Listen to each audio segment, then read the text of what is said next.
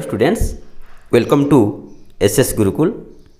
आज आम class 10th अर्थनीति से जो तृतीय अध्याय उद्योग विकास अच्छी तार दुईटी पार्ट अच्छी। प्रथम पाठ द्वितीय पाठ। प्रथम पाठ अच्छी औद्योगिकरण आउ द्वितीय पाठ अच्छी उद्योग प्रतिष्ठा पाठ। यही दुईटी पाठ समुदाय 78 सिलेक्शन एमसीक्यू क्वेश्चन बर्तमान आम आलोचना करिबा।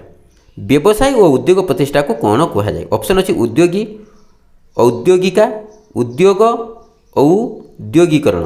ताले राइट आंसर होची ऑप्शन ए उद्योगी। देश वृत्ति चयनकारी व्यक्ति वृत्ति पाई कहार द्वारस्थ न होई अन्यमानकु वृत्ति जगाइबा सह विभिन्न आर्थिक और मनस्तात्विक सुविधा सुजोग लाभ करिथाय। तार ऑप्शन गुड़िक अच्छी उद्योगी, औद्योगिका, उद्योग, औद्योगिकरण। तार राइट आंसर होची ऑप्शन सी उद्योग। पिला माने मु टिक कर दीजिए रेड पेन रे, तेणु खाली आंसर गुड़ कही जाऊँगी आ टिक मारू ना। तुम्हें निज खातार से गुड़िक लिखि मुखस्त कर आंसर गुड़िक। थर्ड क्वेश्चन, देशर सार्वजनिक विकास रे देश महत्वपूर्ण भूमिका सत्वे खूब कम व्यक्ति उद्योग को वृत्ति भाव बाछिछंती। राइट आंसर ऑप्शन बी औद्योगिका। औद्योगिका निम्नलिखित मध्यरु काहाकु बुझाई थाए? डी हूँ राइट आंसर प्रक्रिया बा कार्यक्रम को। निम्नलिखित मध्यरु किए कर्ता? उद्योगी। उद्योगी हूँ कर्ता। निम्नलिखित केउटी उत्पादन नियामक नुहे? जल। जल हूँ उत्पादन नियामक नुहे। औद्योगिकी हूँ एक डेश शब्द, फरासी शब्द। डेश शब्दर अर्थ सैन्य अभियान उपक्रम। औद्योगिकी शब्दर अर्थ हूँ सैन्य अभियान उपक्रम। क्या नुआ नुआ आह्वान सम्मुखीन होगा पड़े? उद्योगी को नुआ नुआ आह्वान सम्मुखीन होगा पड़े। निम्नलिखित मध्यरु केउं अर्थनीतिज्ञ अष्टादश शताब्दीर प्रारंभ में उद्योगी शब्द को प्रथम करी अर्थनीति रे प्रचलन करथिले? Right answer option A Richard Cantillon. उद्योगी शब्द को प्रथम थर पर केबे अर्थनीति रे प्रचलन करा जायतिला? अष्टादश शताब्दी रे। उद्योग सृष्टि करिवार प्रक्रिया को कौन कहा जाए? उद्योग सृष्टि करिवार प्रक्रिया को औद्योगिकरण बोली कहा जाए। डी हूँ राइट आंसर। निम्नलिखित मध्यरु केउंटी औद्योगिकरणर एक वैशिष्ट्य नुहे? पुंजीर अनावश्यकता। सी हूँ राइट आंसर। कौन सी व्यवसाय उद्योग क्षेत्र में डेश खर्च काट अथवा आय वृद्धि सहायक होता है? सृजनशीलता। ए हूँ राइट आंसर। बिना बिना कौन सी जड़ पदार्थ संबल पदवाच्य हुए नहीं? डेश बिना। ताने औद्योगिकी बिना कौन सी जड़ पदार्थ संबल पदवाच्य हुए नहीं। प्रकृत पक्षे केउं शब्दटी व्यवहारगत प्रकृति गुड़िकर सूचना देउछि? औद्योगिकी होउछि गोटे व्यवहारगत प्रकृतिर सूचना देउछि। औद्योगिकीर केउं वैशिष्ट्य जोगु 50% संभावना थिबा प्रकल्प को 100% रे परिणत करिथांती? आशंका मुकाबिला। Option A. देश को सुव्यवस्थित भावे नियोजित करी वाणिज्यिक वृत्ति भित्तिरे विभिन्न द्रव्य उत्पादन करा जाए। विज्ञान और प्रजुक्ति विद्या को सुव्यवस्थित भावे नियोजित करी वाणिज्यिक भित्ति रे विभिन्न द्रव्य उत्पादन करा जाए। देशर वृद्धि घटिले आर्थिक अभिवृद्धि होइथाय। मोट घरोई उत्पादन वृद्धि घटिले आर्थिक अभिवृद्धि होइथाय। ए हूँ राइट आंसर। उद्योगी माने देश माध्यम रे आर्थिक विकास प्रक्रिया को परिचालित करिथांती क्षेत्रीय परिवर्तन माध्यम रे। ताले डी हूँ राइट आंसर। उत्पादन केते गोटी प्रमुख नियामक रही? उत्पादन 5 गोटी प्रमुख नियामक रही। व्यवसाय बा उद्योगिकरण प्रक्रियार परिमाणात्मक एकक को कौन कहा जाए? उद्योग बोली कहा जाए। 23 नंबर प्रश्न पिला माने कौन सी उत्पादन सृष्टि रे आवश्यक नक्शा व स्थान, समय और व्यक्तिगत उपयोगिता आदि पाई केउं साधनर मिश्रित प्रयोग आवश्यक पड़ी थाए? प्रजुक्ति विद्या। बी। केउंटी आर्थिक विकासर परिभाषा अटे? मोट घरोई उत्पाद। उद्योगी माने निजर संचित अर्थ सह बंधु बांधव और सांगसाथी सह अर्थ विनियोग करी केउं निर्माण क्षेत्र को योगदान करिथांती? पूंजी। डी हूँ राइट आंसर।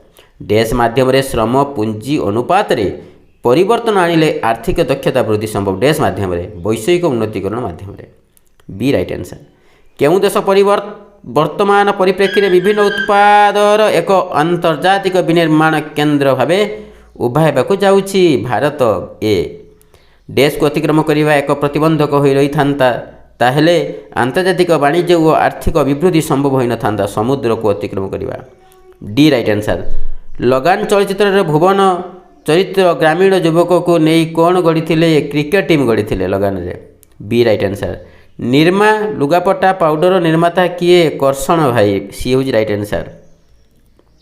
ତାହେଲେ 31 ପ୍ରଶ୍ନ, ଉଦ୍ୟୋଗ କ୍ଷେତ୍ରରେ ସଫଳତା ପାଇଁ ନିମ୍ନଲିଖିତ ମଧ୍ୟରୁ କେଉଁ ନିତାନ୍ତ ଜରୁରୀ? ଔଦ୍ୟୋଗୀୟ ଦକ୍ଷତା ନିତାନ୍ତ ଜରୁରୀ। ଏ ହେଉଛି ରାଇଟ୍ ଆନ୍ସର୍। ପ୍ରକୃତ ପକ୍ଷେ ଔଦ୍ୟୋଗୀୟ ଦକ୍ଷତା ଅନେକ ଗୁଡ଼ିଏ ଗୁଣାବଳୀର ସମାହାର। ଏହାକୁ ଇଂରାଜୀରେ କ'ଣ କୁହାଯାଏ? ଏହାକୁ କାସ୍ ବୋଲି କୁହାଯାଏ। KSH କାସ୍। B right answer. ଔଦ୍ୟୋଗିକ ବିକାଶର ଦକ୍ଷତା ବିଚାରଧାରାର ଆଦ୍ୟ ପ୍ରବର୍ତ୍ତକ ଭାବେ କାହାକୁ ବିବେଚନା କରାଯାଏ? Professor David McClelland. D right answer. 1960 ଏବଂ 1970 ଦଶକରେ କେଉଁ ଅର୍ଥନୈତିଜ୍ଞ ଦକ୍ଷତା କାରକ ଗୁଡ଼ିକର ସଂଜ୍ଞା ପ୍ରଦାନ କରିଥିଲେ? David McClelland. C right answer. ବ୍ୟକ୍ତିର ଦକ୍ଷତା ବୃଦ୍ଧି କିପରି ସମ୍ଭବ? ଶିକ୍ଷା ଓ ପ୍ରଶିକ୍ଷଣ ଦ୍ୱାରା ବ୍ୟକ୍ତିର ଦକ୍ଷତା ବୃଦ୍ଧି ସମ୍ଭବ। ଔଦ୍ୟୋଗିକ ବିକାଶ ସଂସ୍ଥା EDI ଉଦ୍ୟୋଗୀମାନଙ୍କର ପ୍ରଦର୍ଶନ ଓ ଉତ୍କର୍ଷତା ଉପରେ କେତୋଟି ଦକ୍ଷତା ଗୁଣର ଅବତାରଣା କରିଛନ୍ତି? 15ଟି ଦକ୍ଷତା। ଏ ରାଇଟ୍ ଆନ୍ସର୍। କୌଣସି ବ୍ୟବସାୟ ଉଦ୍ୟୋଗର ସଫଳତା ଡେସ୍ ଉପରେ ସମ୍ପୂର୍ଣ୍ଣ ନିର୍ଭରଶୀଳ। କର୍ମଚାରୀ ଉପରେ ସମ୍ପୂର୍ଣ୍ଣ ନିର୍ଭରଶୀଳ। ଔଦ୍ୟୋଗିକ ବିକାଶ ନକ୍ସା ପ୍ରସ୍ତୁତ ସମୟରେ କେଉଁ ଦୁଇଟି ସର୍ତ୍ତ ପ୍ରତି ଧ୍ୟାନ ଦେବା ଆବଶ୍ୟକ? ବାଞ୍ଛନୀୟତା ଓ ସମ୍ଭାବନା ଦିଗ ପ୍ରତି ଧ୍ୟାନ ଦେବା ଆବଶ୍ୟକ। 39 କ୍ୱେଶ୍ଚନ୍, କେଉଁଟା ଉଦ୍ୟୋଗ ବିକାଶ ପାଇଁ ପ୍ରୋତ୍ସାହନ ଦେଇଥାଏ? ସ୍ୱଦେଶୀ ମୁଦ୍ରା। ବି। ଶ୍ରୀ ନାରାୟଣ ରେଡ୍ଡି ତାଙ୍କର ଅଣୁ ଆବିଷ୍କାରକୁ ବ୍ୟବସାୟ ସୁଯୋଗରେ ରୂପାନ୍ତର କରିବା କିପରି ସମ୍ଭବ ହୋଇଥିଲା? ପ୍ରବଳ ଇଚ୍ଛା ଶକ୍ତି। ଡି। କିଛି କଷ୍ଟସାଧ୍ୟ କାର୍ଯ୍ୟକୁ କରି ଦେଖାଇବାର ଇଚ୍ଛାକୁ କ'ଣ କୁହାଯାଏ? ସାଫଲ୍ୟ ଅଭିଳାଷ ବୋଲି କୁହାଯାଏ।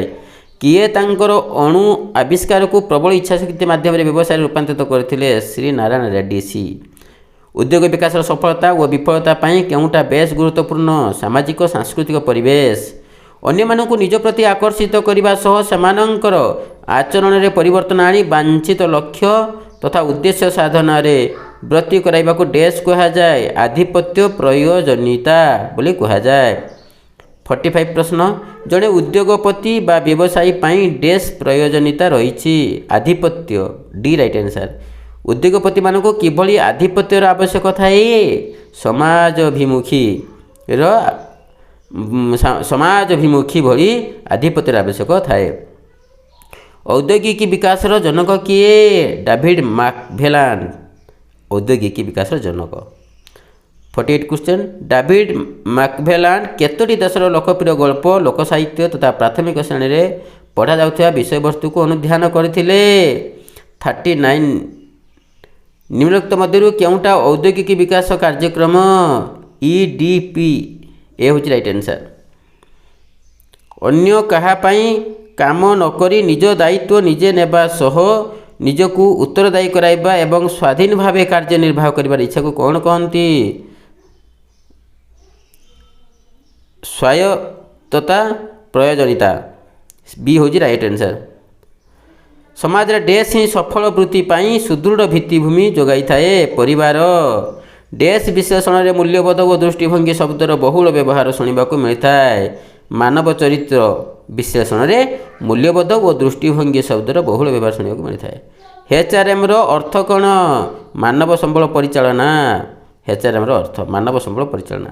ଉତ୍ପାଦରେ ନିରନ୍ତର ନୂତନତ୍ୱ ଓ ସୁଧାର ଆଣିବା ଯୋଜନାକୁ କ'ଣ କହନ୍ତି? ବଜାର ପରିଚାଳନା ବୋଲି କହନ୍ତି। C right answer. ଏକ ଦୀର୍ଘକାଳୀନ ଯୋଜନା ପ୍ରସ୍ତୁତ କରିବାକୁ କ'ଣ କହନ୍ତି? ସମୟ ସୀମା ନିର୍ଦ୍ଧାରଣ। ଯେଉଁ ବ୍ୟକ୍ତିଟି ଶିଳ୍ପ ବ୍ୟବସାୟ ପ୍ରତିଷ୍ଠା କରେ ତାକୁ କ'ଣ କହନ୍ତି? ଉଦ୍ୟୋଗୀ ବୋଲି କହନ୍ତି। 57 କ୍ୱେଶ୍ଚନ୍, ଯେଉଁ ସବୁ ପ୍ରକ୍ରିୟା ଦେଇ ଶିଳ୍ପାନୁଷ୍ଠାନ ଗଢ଼ି ଉଠେ ତାକୁ କ'ଣ କୁହାଯାଏ? ଉଦ୍ୟୋଗୀକରଣ ବୋଲି କୁହାଯାଏ। ବି ରାଇଟ୍ ଆନ୍ସର୍। କେଉଁଭଳି ଦେଶମାନଙ୍କର ଉଦ୍ୟୋଗୀକୁ ଦୈନନ୍ଦିନ ବ୍ୟବସାୟ ଶିଳ୍ପ ପରିଚାଳନାର ଦାୟିତ୍ୱ ନିର୍ବାହ କରିବାକୁ ପଡ଼ିଥାଏ? ବିକାଶଶୀଳ ଦେଶ। 59 କ୍ୱେଶ୍ଚନ୍, ଶିଳ୍ପାୟନ ଓ ବାଣିଜ୍ୟ ବ୍ୟବସାୟ ଦେଶର କେଉଁ ପ୍ରଗତି ପାଇଁ ନିତାନ୍ତ ଜରୁରୀ? ଆର୍ଥିକ ପାଇଁ ନିତାନ୍ତ ଜରୁରୀ।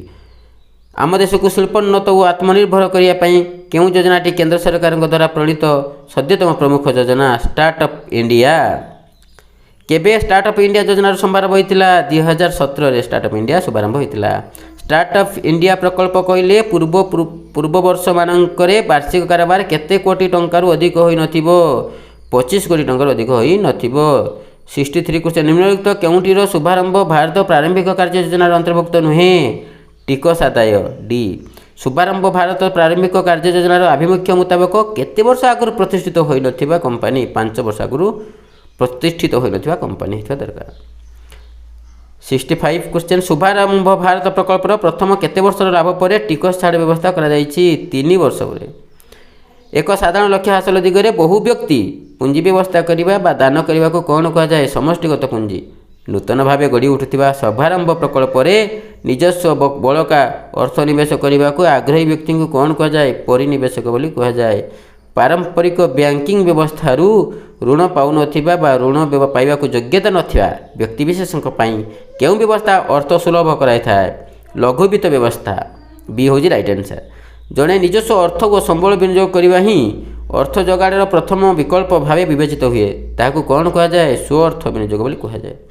राज्य को शिल्प समृद्ध करने तथा अधिक कर्म नियुक्ति सृष्टि केते मसीहारे ओडिशा सरकार शुभारंभ ओडिशा योजना कार्यकारी कर 2016 मसीहारे ओडिशा सरकार शुभारंभ ओडिशा योजना कार्यकारी कर। राज्य सरकार शुभारंभ भारत योजना को नव प्रवर्तित लहरी शीर्षक नामित करछंती ओडिशा। ओडिशा ताने ओडिशा राज्य सरकार शुभारंभ भारत योजना को नव प्रवर्तित लहरी शीर्षक नामित करते मसीहा सुधा 1000 शुभारंभ ओडिशा प्रकल्प को समस्त प्रकार साहाय्य सहयोग जगाई देवाई स्थिर होईछि 2021 बी राइट आंसर। 73 क्वेश्चन केउं क्रम ओडिशा को एक विश्व स्तरीय स्टार्टअप हब बा शुभारंभ नाभि केन्द्र में परिणत करने लक्ष्य करा जायछि नव प्रवर्तन लहरी ए हूँ राइट आंसर। भारत में वाणिज्य और शिल्प मंत्रणालय आनुकूल्य केबे स्टार्टअप बा शुभारंभ प्रकल्प आरंभ है ए हूँ राइट आंसर फेब्रुआरी 17 2017। निम्नोक्त मध्य केउटा शुभारंभ भारत योजनार उद्देश्य नुहे आंचलिक सामाजिक और आर्थिक अनग्रसर क्षेत्र को गुरुत्व न देवा सेटा होची भारत शुभारंभ भारत योजनार उद्देश्य नुहे। शुभारंभ भारत योजना केउं पांटेट प्रणाली द्वारा परिचालित होउची आईपीआर केउं कार्यक्रम द्वारा शह संख्यार प्रकल्प निजर आवश्यकता मेटाई पारुछंती उष्मायन और त्वरक कार्यक्रम द्वारा केउं कार्य को एक पिता माता भाव कल्पना करा जाई पारे केउं कार्यक्रम को व्यापार उष्मायन और त्वरक केन्द्र को गोटे पिता माता भाव कल्पना करा जाई पारे। 78 प्रश्न तुम मान पिला थिला ठीक अच्छी। Thanks to all best of luck.